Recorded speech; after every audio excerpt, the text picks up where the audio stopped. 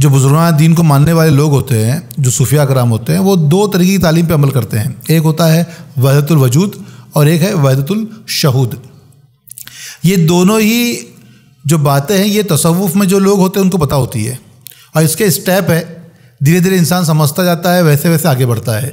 جیسے اگر ہم سمجھیں کہ دونوں الفاظوں کے پہلے معنی سمجھتے ہیں، تو وحدت الشہود کس کو کہتے ہیں کہ وحدت الشہود جو ہے یعنی شاہد ہو جانا، گواہ ہونا کسی چیز کا. تو وحدت کے تم گواہ بنتے ہو، یعنی وحدانیت کے، اللہ کے ایک ہونے کے آپ شاہد ہوتے ہو، گواہ بنتے ہو. جب تم کو اس کی وحدانیت کا علم ہو جاتا ہے بذریعہ نگاہ، کانوں سے نہیں، سننے والے کی شہادت نہیں مانی جاتی. شہادت یعنی گواہی جو مانی جاتی ہے وہ دیکھنے والے کی مانی جاتی ہے. جب انسان اپنے رب تعالیٰ کا جلوہ اپنی آنکھوں سے دیکھے تو وہ وحدت الشہود کے مقام پر ہوتا ہے.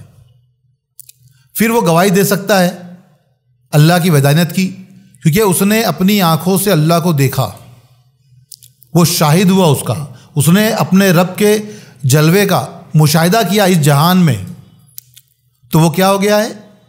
وہ شاہد ہو گیا ہے اور اس نے وحدت الشہود کو پا لیا ہے، کیونکہ وہ اب گواہی دے سکتا ہے کہ وہ شاہد ہے اللہ کی وحدانیت کا.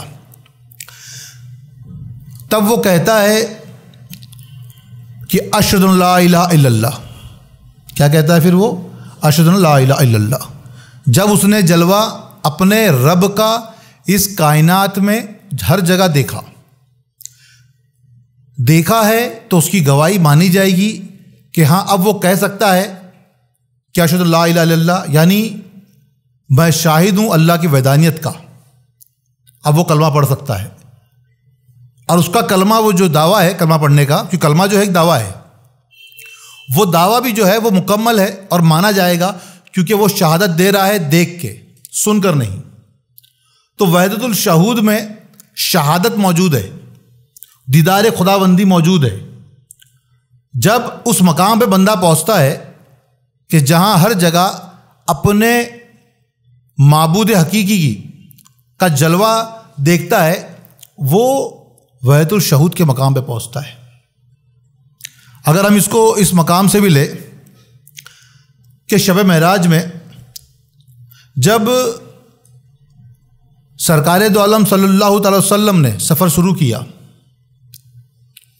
تو بتایا جاتا ہے کہ آپ مکہ مکرمہ سے بیت المقدس تک گئے، وہاں سے پھر عرش مولا کی طرف چلے، اس کے آگے بڑھے تو ایک مقام آیا جہاں پر جبریل امی نے کہا کہ اب ہم اس سے آگے نہیں جا سکتے ہیں، یہاں ہماری حد ختم، اس کے آگے اگر میں ایک قدم بھی چاہوں گا تو میرے پر جل جائیں گے. تو یہ جو پر جلنے کا مقام ہے جس سے آگے نہیں جا سکتے ہیں، تو یہ جو مقام ہے یہ عقل کا مقام ہے. اس مقام کو کیا کہتے ہیں؟ یہ مقام عقل کا مقام ہے، جہاں عقل ختم ہوگی. یہ عقل کے 1000 نام ہے، اس میں سے ایک نام جو ہے وہ ہے روکنے والی، ڈرانے والی. اگر ہم اپنی عقل کا دم نہیں توڑیں گے تو ہم عشق کی شروعات نہیں کر سکتے ہیں، ہم آگے نہیں بڑھ سکتے ہیں. تو اس سے یہ سمجھنا ہے کہ جبریل امی جہاں تک جا سکتے ہیں وہیں تک ہماری عقل جا سکتی ہے. عقل کی پرواز وہیں تک ہے، اس سے آگے نہیں ہے. تو عقل وہاں تک پہنچی اور وہاں عقل نے دم توڑا تو وہاں سے عشق شروع.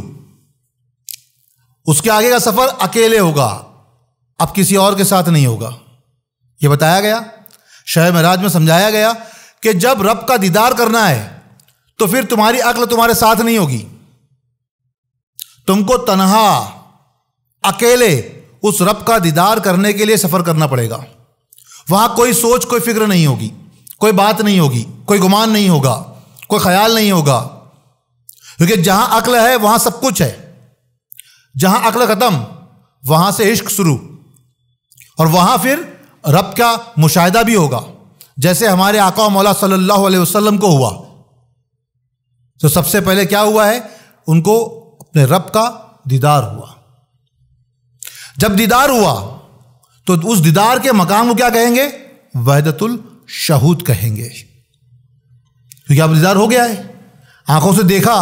جب دیکھ لیا ہے تو آپ شاہد ہو گئے، اس کے گواہ ہو گئے آپ کہ اللہ کی وحدانیت کے، اور دیکھنے پر جب وہ کہیں گے تو سب مانیں گے، پوری امت نے مانا ان کی گواہی پہ۔ تو آج ایک عام انسان بھی شاہد ہوتا ہے، تب بھی وہ کہتا ہے نا اشہد ان لا الہ الا اللہ، اور آگے کہتا ہے اشہد ان محمد رسول اللہ۔ اب اس میں فرق کیا ہے اس کو سمجھیں۔ جیسے اشہد ان لا الہ الا اللہ، اللہ کو ہمارے نبی نے دیکھا، اور باقی لوگ جو کہتے ہیں وہ سرکار کے دعوے پر یقین کرتے ہیں، اور یقین کر کے کہتے ہیں کہ اشہد ان لا الہ الا اللہ۔ انہوں نے اپنی نگاہ سے دیکھا نہیں ہے، لیکن دعویٰ جو ہمارے نبی کا ہے کہ انہوں نے اپنی نگاہوں سے دیکھا، تو سب پھر اسی بات کو دہراتے ہیں اور سرکار کی بات پہ یقین کرتے ہیں، اور پھر وہ کہتے ہیں کہ اشہد ان لا الہ الا اللہ۔ اور ہمارے پیارے نبی کو ہمارے صحابہ نے دیکھا تو انہوں نے بھی کہا اشہد ان محمد رسول اللہ۔ یعنی ایک عام مسلمان جب جو ہے یقین کرتا ہے تو وہ صحابہ نے سرکار کی زبان مبارک سے جب سنا کہ رب کا دیدار کیا تو انہوں نے یقین کیا اور انہوں نے اشہد ان لا الہ الا اللہ پڑھا، اور ہمارے نبی کو دیکھا اشہد ان محمد رسول اللہ بھی کہا کہ شہادت ان کی بھی دی۔ تابعین، طب تابعین جو سرکار دو عالم صلی اللہ علیہ وسلم سے نہیں ملے ہیں، وہ ان سے پہلے جو لوگ تھے ان کی بات پہ یقین کر کے انہوں نے بھی یہ کلمہ پڑھا اور ایمان لے کر آئے، یہی طریقہ چلا۔ لیکن یہ شہادت دینا جو ہے وہ ایک دوسرے پہ یقین کرتے ہوئے ہے۔ صحابہ نے سرکار پہ ایمان لائے ہوئے ہیں تو انہوں نے یقین کر لیا، طب تابعین بھی سرکار پہ ایمان رکھتے ہیں، صحابہ پہ ایمان رکھتے ہیں، تو صحابہ نے پڑھایا تو انہوں نے یقین کر لیا کہ ہاں بے شک اللہ کی وحدانیت پہ یقین کر لیا۔ لیکن وحدت الشہود کے ماننے والے بزرگان دین، انہوں نے سن کے یقین کیا لیکن دیدار کی جستجو بھی کی۔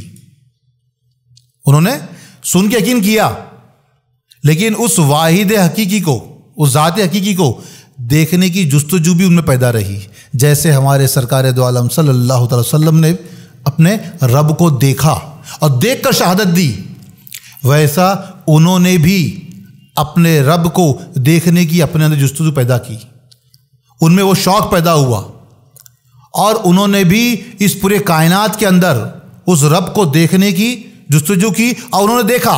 قرآن شریف کی آیت ہے اس کے لیے شاہد ہے، سورہ بقرہ کی آیت فَأَيْنَمَا تُوَلُّوا فَثَمَّ وَجْهُ اللَّهِ۔ یہ آیت کیا ہے؟ یہ وحدت الشہود کی آیت ہے۔ جدھر رخ کرو ادھر اللہ کا رخ، چہرہ روبرو ہے، وجہ یعنی چہرہ، وجہ اللہ یعنی اللہ کا چہرہ روبرو ہے۔ اب یہ آیت سے کیا پتہ چلا کہ جو مشاہدہ کر سکتے ہیں، جو مشاہدہ ذات کر سکتے ہیں، ان کے لیے یہ آیت ہے۔ اس آیت میں کیا ہے؟ وحدت الشہود ہے، اس میں وحدت الوجود نہیں ہے۔ اس میں کیا ملے گا آپ کو؟ وحدت الشہود، کیونکہ وہاں آپ کو اس کا دیدار کرنا ہے، پوری کائنات میں مشاہدہ کرنا ہے، ہر جگہ اس ذات حقیقی کا جلوہ آپ کو دیکھنا ہے۔ وہ نگاہ جب آپ کو عطا ہو جائے اپنے رب کی عطا سے، تو ہر جگہ پہ کیا دیکھو گے آپ؟ پھر اس یار کا جلوہ دیکھو گے۔ یہ وحدت الشہود والی آیت ہے۔ فی انفسکم افلا تبصرون، میں تمہارے انفس میں، تمہاری جان میں موجود ہوں۔ یہ آیت جائے گی وحدت الوجود پہ۔ نحن اقرب الیہ من حبل الورید، یہ جائے گی وحدت الوجود میں۔ یہاں بات آئے گی اپنے اندر دیکھنے کی۔ وحدت الشہود میں بات آئے گی پوری کائنات میں آپ کو اس کا مشاہدہ کرنا ہے۔ یہ جب مشاہدے کی بات آئے گی تو یہ وحدت الشہود کی ہوگی۔ جب خود میں جھانکنے کی بات آئے گی، خود میں دیکھنے کی بات آئے گی، تو وحدت الوجود کی بات ہوگی۔ وہ بات سمجھ میں آئی؟ وحدت الشہود کو ایک طریقے سے اور سمجھ لے کہ وحدت الشہود کے ماننے والے کس طریقے سے اس ذات کا جلوہ پوری کائنات میں دیکھتے اور یقین کرتے اور مانتے ہیں۔ جیسے ایک حدیث ہے مشہور و معروف، انا من نور اللہ وکل خلائق من نوری، میں اللہ کے نور سے ہوں اور تمام موجودات، تمام اشیاء، سب کچھ میرے نور سے۔ یہ ہمارے نبی نے فرمایا کہ میں اللہ کے نور سے ہوں اور تمام کائنات میں جو بھی مخلوق پیدا ہے وہ سب میرے نور سے ہے، جتنی اشیاء موجود ہے وہ سب میرے نور سے ہے۔ اس کو سمجھو اس طریقے سے، اس مثال سے کہ چاندنی رات ہے، چاندنی رات میں پورا چاند موجود ہے آسمان میں، اور ایک جھیل میں اس چاند کی روشنی پڑ رہی ہے. جھیل کی اپنی کوئی روشنی نہیں ہے، لیکن اس جھیل میں اس چاند کی روشنی پڑ رہی ہے، اور چاند نظر آ رہا ہے وہاں پہ جھیل میں. اور پھر اس کے آس پاس پتھر ہے، جھیل کے آس پاس درخت ہے، پتھر ہے. اس جھیل سے پھر وہ روشنی کہاں پہ ریفلیکٹ ہو رہی ہے، کہاں نظر آ رہی ہے؟ آس پاس کے درختوں پر، پتھروں پر نظر آ رہی ہے. تو یہ جہاں جہاں پہ روشنی جا رہی ہے، یہ سب اس جھیل کی بھی نہیں ہے اور وہ پتھروں کی جھاڑ کی بھی نہیں ہے. ایکچوئل میں وہ چاند کی روشنی ہے. وہ چاند کی روشنی کہاں پڑ رہی ہے؟ تو وہ پڑ رہی ہے پانی میں، جھیل میں، اور جھیل سے ریفلیکٹ ہو کے کہاں پہ آ رہی ہے؟ جہاڑوں پہ اور پتھروں پہ. تو سمجھو اس طریقے سے مثال کے طور پہ کہ وہ ذات حقیقی، وہ رب، وہ چاند ہے، اور مثال ہے کہ وہ جھیل میں چاند نظر آ رہا ہے، جو اس کا عکس نظر آ رہا ہے وہ عکس محمد صلی اللہ علیہ وسلم ہے. اور پھر وہاں سے جو بھی روشنی ہر طرف پھیل رہی ہے، درختوں پر، پتھروں پر، بذات اس درخت کے اندر، اس پتھروں میں کوئی روشنی نہیں ہے، لیکن جو روشنی نظر آ رہی ہے اس پہ، تو وہ چاند کی روشنی وہاں نظر آ رہی ہے. وہ بھی ریفلیکٹ جھیل سے ہو رہی ہے، لیکن نہ جھیل کی اپنی وہ روشنی ہے، نہ ہی وہ پتھروں کی اپنی روشنی ہے. وہ چاند کی روشنی جھیل سے ریفلیکٹ کر رہی ہے، اور وہ جھیل جو ہے وہ محمد صلی اللہ علیہ وسلم ہے، اور جو آس پاس نظر آ رہا ہے وہ تمام مخلوق ہے. اس کو اس طریقے سے سمجھنے پر یہ سمجھ میں آئے گا کہ وحدت الشہود میں ہم تمام موجودات میں اس کا جلوہ دیکھتے ہیں. وحدت الشہود میں کیا ہوتا ہے؟ اس کا جلوہ دیکھتے ہیں. بذات خود وہ ذات موجود ہے وہ نہیں مانتے. ہر جگہ پر اس رب حقیقی کا جلوہ موجود ہے، یہ وحدت الشہود ہے، یقین کر لینا. ہر جگہ پر، اور مشاہدہ کرنا اس رب کا تمام مخلوقات میں، یہ وحدت الشہود ہے. اس سے آگے بڑھتے ہیں وحدت الوجود کی طرف، کہ جب سرکار دو عالم صلی اللہ تعالی وسلم نے رب کا دیدار کیا تو اللہ نے اپنے قریب کر لیا. کتنا قریب؟ تو 2 کمانوں کا فاصلہ. سرکار نے کیا مثال دی؟ 2 کمانوں کا فاصلہ تھا. تو لوگوں نے اس کو سمجھا کہ 2 کمان یعنی 1 کمان کا ڈسٹنس ہوگا 2-3 فٹ، اور اس کے آگے اور 1 کمان کا فاصلہ، یعنی 6 فٹ پکڑ لو، 7 فٹ پکڑ لو، جتنی بڑی کمان ہوتی ہوگی، یعنی جسے تیر چلاتے ہیں اس کمان کو.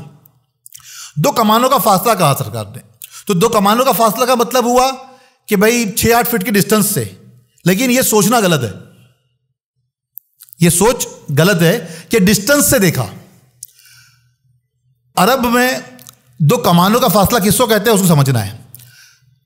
وہ سمجھانے کا طریقہ تھا کہ جب کسی قبیلے میں جھگڑا ہو جاتا، 2 قبیلوں کے درمیان میں، ان میں جھگڑا ہوا، کچھ جنگ ہوئی، کچھ فساد ہوا، اور اس کے بعد جب صلح ہوئی ان کے درمیان میں، ان کے آپس میں صلح ہو گئی، اب جھگڑا ختم کر دیا گیا، تو پھر ایک طریقہ تھا کہ ایک قبیلے کا ایک تیرانداز، دوسرے قبیلے کا ایک تیرانداز، دونوں ساتھ میں کھڑے ہوتے اور ایک ساتھ کمان ملا لیتے، اور دونوں ایک ساتھ تیر چھوڑتے، یہ بتانے کے لیے کہ یہ تیر دونوں جو چھٹے ہیں وہ ہم کو نہیں پتا کس کا ہے. یعنی اب دونوں کا تیر جو ہے نا وہ ایک دوسرے کا ہو گیا، دونوں ایک دوسرے میں کمان کو ملا کر وہ تیر چھوڑتے تھے. اس کا مطلب ہے کہ اب کمان میں کوئی فرق نہیں بچا، دونوں کمان میں کوئی فرق نہیں ہے، اس قبیلے کی اس قبیلے کی نہیں، یہ دونوں کمانیں مل چکی ہے. یعنی 2 کمانوں کا فاصلہ، یعنی دونوں کمانیں مل چکی ہے. یعنی اللہ اور محمد صلی اللہ علیہ وسلم کی کا وصال جو ہے وہ اس طریقے شب معراج میں ہوا. آپ کی ملاقات صرف دور سے نہیں ہوا ہے، وہ وہاں وصل ہوا ہے، وہاں وصل ہوا ہے، ملن ہوا ہے. تو ملن کیسے ہوا؟ تو 2 کمانوں کے فاصلے سے. تو جن کو پتا ہے کہ 2 کمانوں کا فاصلہ کس کو کہتے ہیں، اسے سمجھ میں آیا کہ وہ دونوں مل گئے. مل جانے کا مطلب ہے کہ اب دونوں میں کوئی فرق نہیں بچا، اب مشاہدہ نہیں ہو رہا ہے، اب دیدار نہیں ہو رہا ہے. جو دیدار کرنے کے لیے ایک دیکھنے والا ایک دکھنے والا 2 ہوتے ہیں. مشاہدہ کرنے کے لیے کتنے ہوتے ہیں؟ ایک دکھنے والا اور ایک دیکھنے والا، 2 لوگ ہوتے ہیں. تو دونوں ختم، اب دو نہیں، اب ایک ہے. اب دکھنے والا بھی اور دیکھنے والا بھی ایک ہی ہے. جب دکھنے والا اور دیکھنے والا ایک ہو جائے اس کو کیا کہتے ہیں؟ اس کو کہتے ہیں وحدت الوجود. دکھنے والا اور دیکھنے والا دونوں ایک ہو جائے، ملن ہو جائے تو پھر ہو گیا یہ وحدت الوجود، یعنی تمام موجودات کو ایک واحد وجود جاننا اور ماننا. وحدت الوجود کس کو کہتے ہیں؟ تمام موجودات کو ایک واحد وجود جاننا اور ماننا. تو وہاں ملن ہو گیا. وہ ملن جو ہے، وہ جو وصل ہو گیا، وہاں پر اس کو کہیں گے وحدت الوجود. دیدار ہوا وحدت الشہود. اس سے آگے بڑھے وحدت الوجود. تو وحدت الوجود سب کے سمجھ میں نہیں آتا ہے، اور یہ بیان عام لوگوں کے لیے نہیں ہے. کوئی کامل مرشد ان کو یہ بات سمجھائے تب سمجھ میں آئے گی کہ وحدت الشہود کیا ہے، وحدت الوجود کیا ہے. تو کسی کامل مرشد کا ہونا بہت ضروری ہے اس بیان کو سمجھنے کے لیے. تو جب تم اپنے رب کا مشاہدہ کر لو، اپنے وجود میں بھی اور پورے کائنات میں بھی، ہر جگہ پر، تب تم کیا کرتے ہو؟ تم وحدت الشہود پہ ہوتے ہو. اور پھر اپنے وجود میں جب اپنے رب کو دیکھ لیتے ہو، دیدار کرتے ہو، اور تمام موجودات میں خود کو دیکھتے ہو، یعنی کثرت اور واحد الگ نہیں دیکھتے ہو. یعنی وحدت اور کثرت آپ کے لیے ایک ہو جائے، دونوں الگ نہ بچے. کثرت میں ایک کو دیکھتے ہو اور ایک میں کثرت کو دیکھتے ہو. کثرت یعنی انیک اور وحدت یعنی ایک. دونوں میں فرق نہیں کرتے ہو. وحدت بھی وہی ہے، کثرت بھی وہی ہے. انیک میں بھی ایک ہے اور ایک میں انیک ہے. جب تم ہر جگہ پر ویسا جلوہ دیکھ لیتے ہو تب تم وحدت الوجود پہ ہوتے ہو. اور وحدت الوجود ماننے والے بہت کم لوگ ہوتے ہیں، جو سمجھنے والے. مان تو بہت لوگ جاتے ہیں لیکن سمجھ نہیں پاتے ہیں. یہاں تک کہ وحدت الوجود اور وحدت الشہود کا مطلب بھی سمجھ نہیں پاتے ہیں. یہ ایک مقامات کے نام ہے. تو تصوف میں جتنے بھی لوگ ہیں وہ وحدت الوجود تک پہنچیں گے، وحدت الشہود سے ہی پہنچیں گے. بہت سارے بزرگان دینوں نے شروع میں وحدت الوجود کے لیے اختلاف بھی کیا ہے، لیکن بعد میں ان کو مانا انہوں نے، جب وہ اس سے آگے اور بڑھے. اعتراض نہیں کیا. پھر یہاں تک انہوں نے کہا کہ یہ ہمارے بچپن کی نادانیاں تھی کہ ہم نے وحدت الوجود کے خلاف باتیں کہی. جب شروع میں انہوں نے کوئی بات کہی ہے تو آپ کے سمجھ میں آ گیا ہوگا کہ اب وحدت الوجود کس کو کہتے ہیں اور وحدت الشہود کس کو کہتے ہیں. تمام موجودات میں اس کے جلوے کا مشاہدہ کرنا یہ وحدت الشہود ہے. اور اس واحد حقیقی کو اپنے وجود میں دیکھ لینا، اس کو دیدار کر لینا، اور وحدت و کثرت کو ایک جاننا اور ایک ماننا، تمام موجودات کو ایک جاننا اور ایک ماننا، خلق اور خالق کو ایک جاننا اور ایک ماننا، یہ وحدت الوجود ہے.